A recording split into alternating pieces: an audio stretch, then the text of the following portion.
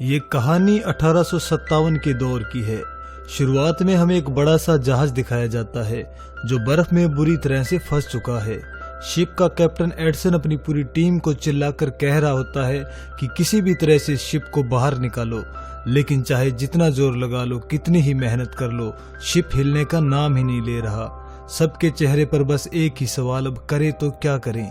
ऐसे ही रात होती है और अचानक से दूर कहीं से गोली चलने की आवाज आती है। एडसन घबराकर नीचे की ओर भागता है और दूर अंधेरे में उसे हल्की सी रोशनी दिखाई देती है। वह फौरन अपने सिपाहियों को लेकर उस दिशा में निकल पड़ता है।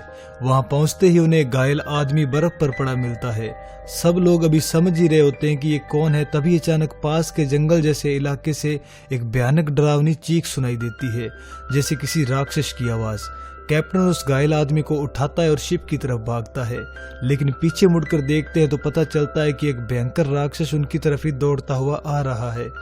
सब लोग तुरंत गोलियां चलाने लगते हैं, लेकिन हैरानी की बात, उस राक्षस पर गोलियों का जरा भी असर नहीं होता। वो जैसे गोलियों को महसूस ही नहीं कर रहा हो। वो राक्षस बार बार उसी घायल आदमी की ओर बढ़ रहा था। कैप्टन चिल्लाता है, रोको इसे, किसी भी तरह से रोको, लेकिन चाहे तलवार हो या गोली, कुछ भी असर नहीं कर रहा था। तब कैप्टन के दिमाग में एक आइडिया आता है। वो अपने लड़कों को कहता है कि मॉन्स्टर के पैरों के नीचे की जमी हुई बर्फ तोड़ दो। सब मिलकर बर्फ पर वार करते हैं और आखिरकार जमीन टूट जाती है। मॉन्स्टर नीचे वाले ठंडे पानी में गिर जाता है। कैप्टन को लगता है कि शायद वो वहीं डूबकर मर गया। अब वह सब उस घायल आदमी की तरफ बढ़ते हैं। आदमी को धीरे धीरे होश आता है और वो कहता है, मेरा नाम विक्टर फ्रैंकेनस्टाइन है। लेकिन वो बुरी तरह से डरा हुआ था। वो हाँफते कांपते हुए पूछता है, वो शैतान कहाँ है? उसने तुम्हारे कितने लोगों को मारा? कैप्टन उसे शांत कराते हुए कहता है, हमने उस शैतान को मार दिया है, चिंता मत करो।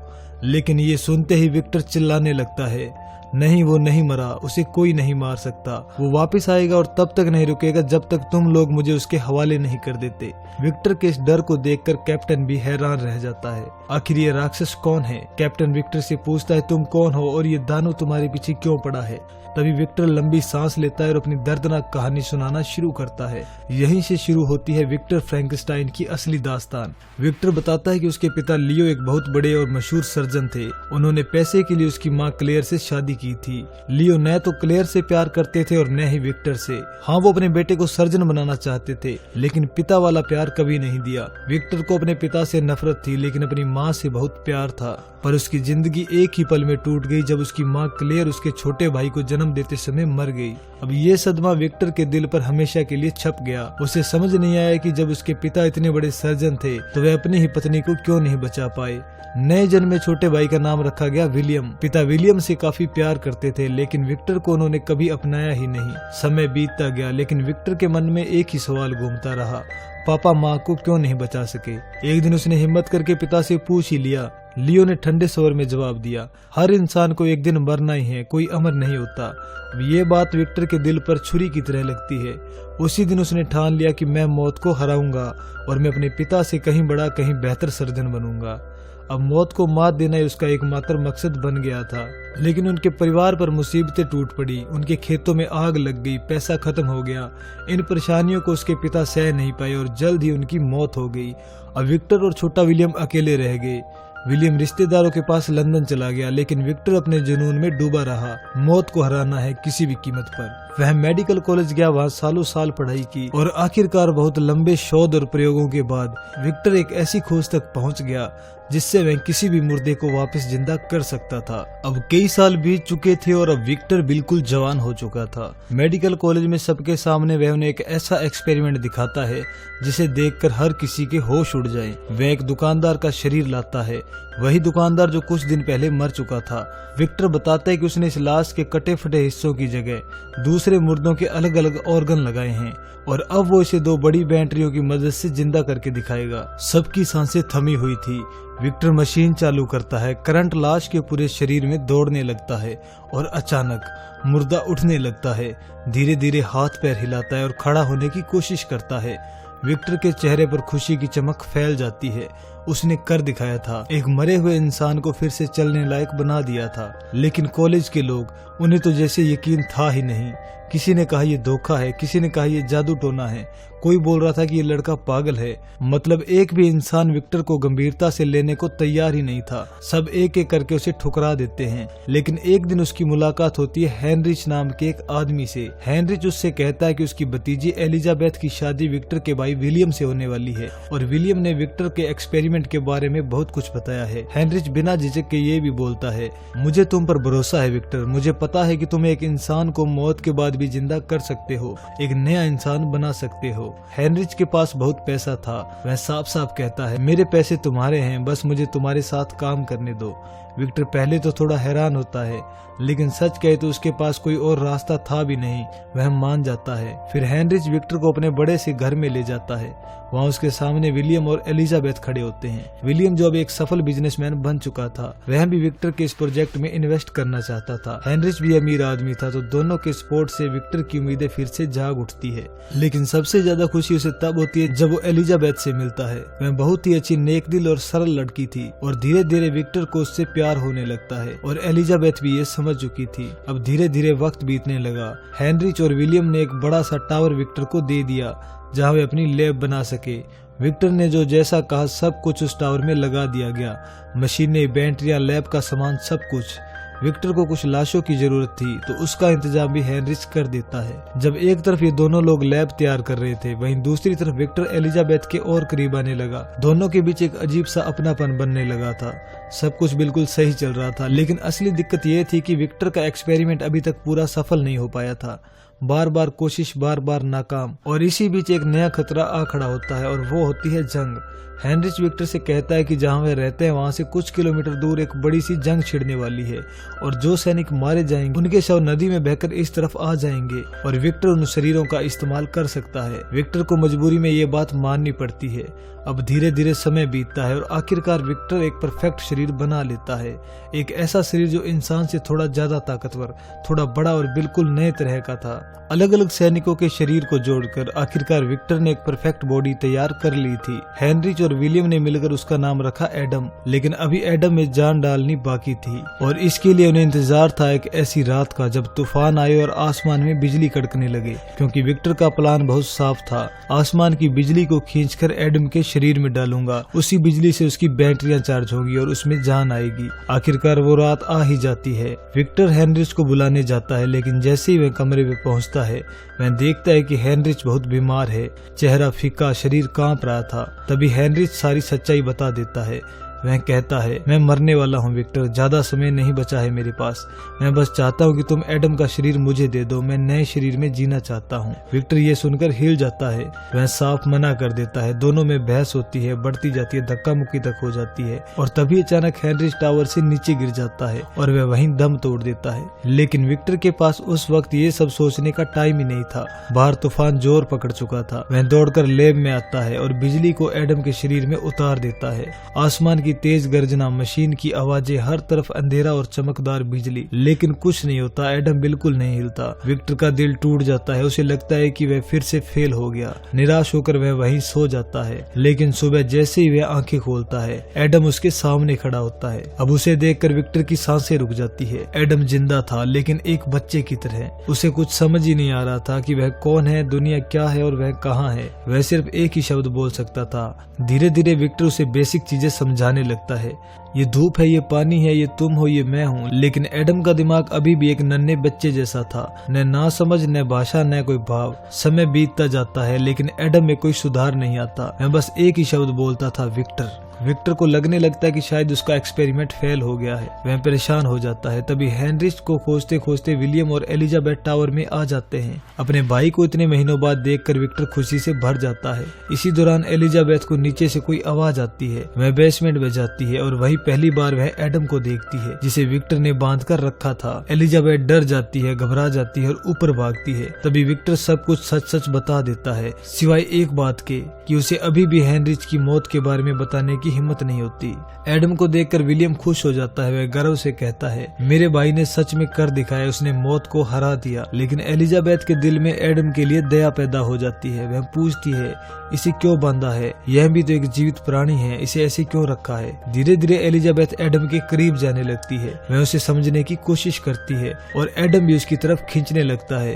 यह देखकर विक्टर अंदर अंदर जलने लगता है। उसे एडम से नफरत होने लगती है और फिर उसके मन में एक ही ख्याल जन्म लेता है कि एडम को खत्म करना होगा। लेकिन उससे पहले उसे विलियम और एलिजाबेथ को यहाँ से हटाना पड़ेगा। विक्टर विलियम को एकदम सच बता देता है, हेनरिच मर चुका है और जो एडम है वो बहुत खतरनाक हो सकता है। इससे पहले कि ये शैतान हम सबको मार दे, इसे खत्म करना जरूरी है। विलियम अपने भाई की बात मान जाता है। वह एलिजाबेथ को ले जाता है। अब विक्टर टावर को जलाने की तैयारी करता है।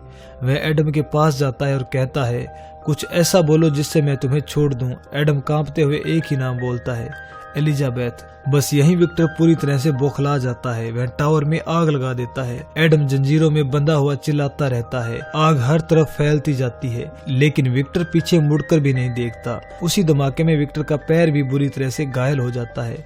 लेकिन वह सोचता है कि एडम मर चुका होगा। लेकिन क्या हुआ उसके बाद? एडम कैसे बचा? कहाँ गया वो और उसने क्या क्या किया? अब इसके बाद कहानी हमें एक बार फिर से प्रेजेंट में ले आती है। इससे पहले कि विक्टर कैप्टन को आगे की कहानी सुना पाता, एडम उस कैबिन तक पहुंच चुका होता है। कैप्टन उसे रोकने की कोशिश करता है, लेकिन कोई भी एडम को रोक नहीं पाता। कैप्टन गुस्से में चिल्लाता है, मार दो मुझे और साबित कर दो कि विक्टर ने जो कहा था तुम वही हो, तुम एक शैतान हो। कैप्टन की ये बात सुनकर एडम को बहुत बुरा लगता है। वो गहरी सांस लेते हुए कहता है, ठीक है, तुमने विक्टर की कहानी तो सुन ली, अब मेरी कहानी सुनो और फिर फैसला करना कि गलत कौन था, मैं या विक्टर। और यहीं से शुरू होती है एडम की कहानी। उस धमाके के बाद विक्टर तो वहाँ से भाग गया था, लेकिन एडम अभी भी आग के बीच फंसा हुआ था। तभी उसकी नजर दीवार के पास पड़े एक कटर पर जाती है। वो उसी कटर के रास्ते किसी तरह से टावर से बाहर निकल जाता है। वह टावर से निकल तो गया, लेकिन उसे समझ नहीं आ रहा था कि वह जाए कहाँ, क्या करे। वो बिना दिशा के ही जंगल की तरफ चल देता है। उसी जंगल में एक शिकारी उसे देख लेता है और अचानक उस पर हमला कर देता है। एडम डर जाता है और फौरन भाग खड़ा होता है। भागते भागते उसे एक पुराना घर दिखता है और वह नीचे बेसमेंट में छुप जाता है। कुछ देर बाद उसे ऊपर से आदमियों की आवाजें सुनाई देती है और वह पहचान लेता है कि यह घर उसी शिकारी का है जिसे उसने अभी जंगल में देखा था। इस घर में शिकारी अपनी बीवी, अपने भाई, अपनी छोटी बेटी और अपने बूढ़े पिता के साथ रहता था, जिनकी आंखों की रोशनी बहुत कम थी, लगभग ना के बराबर। एडम के पास कोई रास्ता नहीं था, कोई जगह नहीं थी, इसलिए वह उसी बेसमेंट में चुपके से रहने लगता है। रोज रात को बूढ़ा आदमी अपनी पोती को कहानियां सुनाता, उसे पढ़ना सिखाता और एडम नीचे बैठे बैठे उनकी हर बात ध्यान से सुनता रहता। धीरे धीरे एडम भी बोलना और इंसानों जैसी बातें सीखने लगा। वो इस परिवार से इतना जुड़ चुका था कि खुद को उनका हिस्सा मानने लगा, लेकिन उसे समझ नहीं आता कि ऐसा क्या करे कि यह परिवार उसे सच में अपना ले। आखिरकार उसने उनकी मदद करना शुरू किया। रात में जब पूरा परिवार सो जाता तो एडम चुपके से बाहर निकलकर उनके लिए लकड़ियां काटता, बाहर की सफाई करता, छोटी छोटी चीजें ठीक कर देता। परिवार वालों को लगता था कि शायद जंगल में कोई अच्छी आत्मा है जो ये सब उनके लिए कर रही है, और एडम भी अपने तरीके से उस बेसमेंट में खुश ही रहता है। धीरे धीरे सर्दियां शुरू हो गई और शिकारी ने अपने परिवार को लेकर दूसरे इलाके जाने का फैसला किया। लेकिन बूढ़ा आदमी अपने बेटे से कहता है, तुम लोग जाओ, मैं यहीं इसी घर में रहूंगा। शिकारी अपनी बीवी और बच्ची को लेकर निकल जाता है। अब घर में सिर्फ अंधा आदमी बचता है और बेसमेंट में छुपा एडम। एडम सोचता है, शायद अब मैं इसके पास जा सकता हूँ, शायद ये मुझे समझ ले, शायद मुझसे बात करे। आखिरकार वो हिम्मत करके अंधे बूढ़े आदमी के पास जाता है और हैरानी की बात यह कि वो बूढ़ा आदमी उसे तुरंत पहचान लेता है और कहता है कि तुम वही हो जो इतने दिनों से हमारे बेसमेंट में छुपकर रहता था और हमारी मदद करता था। जिस पर एडम कहता है कि हाँ। अब एडम और उस अंधे बूढ़े आदमी में असली दोस्ती हो जाती है। वो बूढ़ा आदमी एडम को खाने पीने का सामान देता, पहनने के लिए कपड़े देता और पढ़ने के लिए किताबें भी देता। एडम ने उसकी दी हुई सारी किताबें पढ़ डाली और धीरे धीरे वो अंधा आदमी उसका सबसे अच्छा दोस्त बन चुका था। एक दिन वो बूढ़ा आदमी एडम से पूछता है, तुम कहाँ से आए हो, तुम कौन हो? लेकिन उस धमाके के बाद एडम को कुछ भी याद नहीं था। ना ये याद था कि उसे किसने बनाया, ना ये कि वो कहाँ से आया। बस एक ही नाम उसके दिमाग में गूंजता था और वो था विक्टर। तब वो अंधा आदमी एडम को समझाता है, जाकर पता करो कि तुम कौन हो, कहाँ से आए हो और किसने तुम्हें बनाया है। उसकी बात मानकर एडम अपनी यादों का पीछा करता हुआ वापस उसी टावर पर पहुंचता है जहाँ से मैं भागा था। मैं वहाँ पहुँचते ही उसे सब कुछ याद आ जाता है, किसने उसे बनाया, क्यों बनाया और किस मकसद से बनाया। सच जानकर एडम का दिल टूट जाता है, उसे बहुत बुरा लगता है।